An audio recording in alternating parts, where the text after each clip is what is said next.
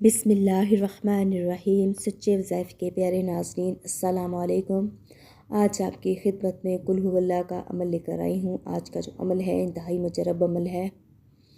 अगर आपको दौलत की तंगी का सामना है, इंतहाई मुश्किल हालात हैं, आपकी कोई बात नहीं बन रही, आपको हर तरफ से मायूसी का सामना है, तो आप ये अमल लाजमी करें। आज का जो अमल है कुल हुवल्लाह का अमल है जो आपने करना है।